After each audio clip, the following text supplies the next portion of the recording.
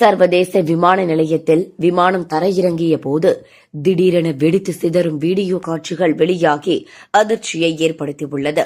Thailand நாட்டின் பேங்காக்கில் இருந்து Jeju ஏர் விமானம் 175 பயணிகள் 6 விமான ஊழியர்கள் உட்பட 181 பேருடன் புறப்பட்டு சென்றது.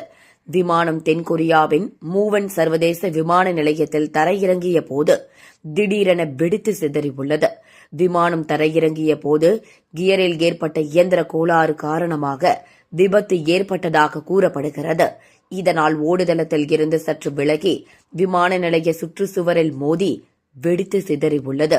இந்த கோர விபத்தில் 23 பயணிகள் உயிரிழந்திருப்பதாக முதல்கட்ட தகவல்கள் வெளியாகியுள்ளன.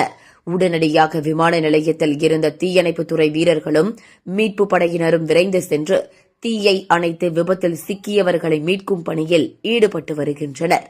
விமானத்தில் பயணம் செய்த மற்ற பயணிகளின் நிலை என்ன ஆனது என்பது குறித்து இதுவரை எந்த தகவலும் வெளியாகவில்லை.